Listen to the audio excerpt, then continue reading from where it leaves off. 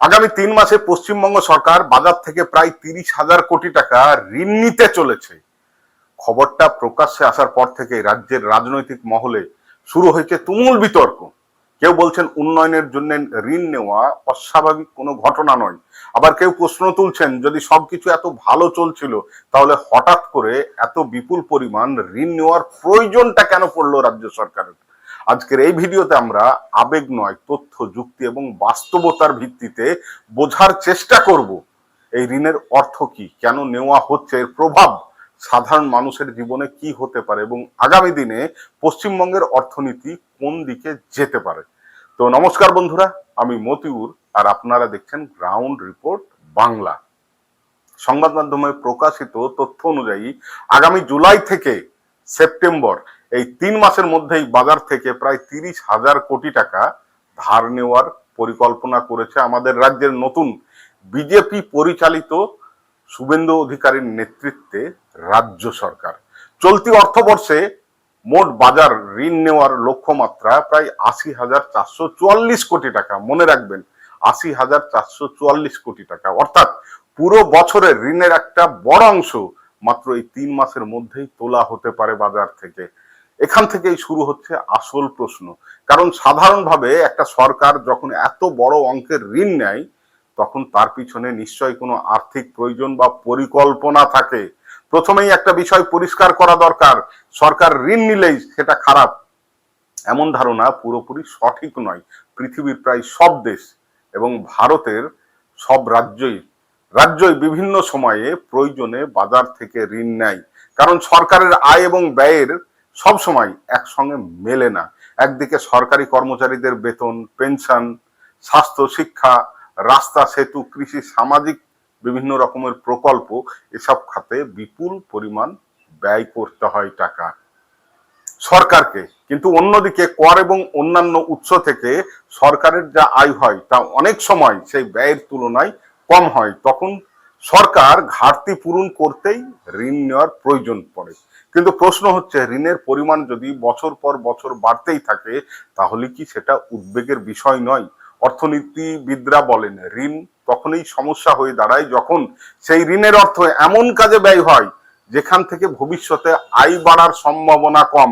যদি ঋণ নিয়ে এমন প্রকল্প করা হয় যা অর্থনীতিকে শক্তিশালী করবে, কর্মসংস্থান তৈরি করবে এবং রাজস্ব বাড়াবে, তাহলে সেই ঋণ ভবিষ্যতে দেশের বা রাজ্যের অর্থনীতিকে সাহায্য করতে পারে। কিন্তু যদি ঋণের একটা বড় অংশ শুধুমাত্র পুরনো ঋণের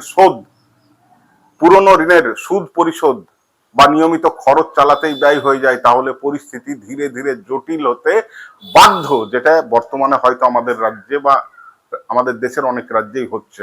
এই কারণেই বিরোধীরা প্রশ্ন তুলছেন, পশ্চিমবঙ্গ কি এমন এক অবস্থায় পৌঁছেছে যেখানে নতুন ঋণ নিয়ে পুরনো দায় সামলাতে হচ্ছে?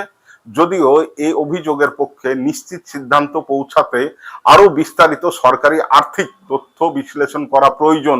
অন্যদিকে সরকার বলতে পারে বড় বড় প্রকল্প, সামাজিক সুরক্ষা, নতুন নতুন পরিকাঠামো এবং নগদ টাকার যোগান ঠিক রাখতে এই ঋণ নেওয়া হচ্ছে, অর্থাৎ একই তথ্যকে দুই পক্ষ দুই ভাবে ব্যাখ্যা করছে।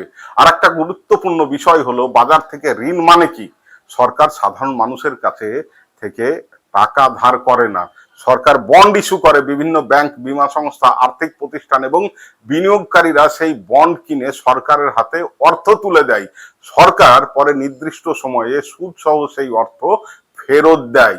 তাই বাজার থেকে ঋণ নেওয়া একটা প্রতিষ্ঠিত আর্থিক ব্যবস্থা।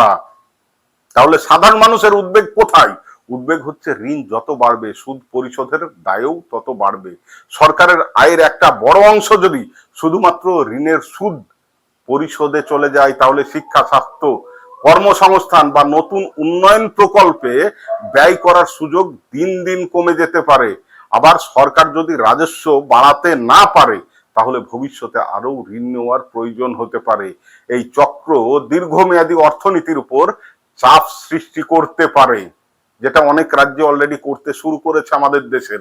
অন্যদিকে রাজ্য সরকারের সমর্থকরা বলতে পারেন পশ্চিমবঙ্গে দীর্ঘদিন ধরেই বিভিন্ন সামাজিক প্রকল্প চালাচ্ছে, লক্ষ্মীর ভান্ডার, স্বাস্থ্য সাথী, ছাত্রছাত্রীদের বিভিন্ন সহায়তা, কৃষকদের জন্য প্রকল্প, এসব চালাতে বিপুল অর্থের প্রয়োজন।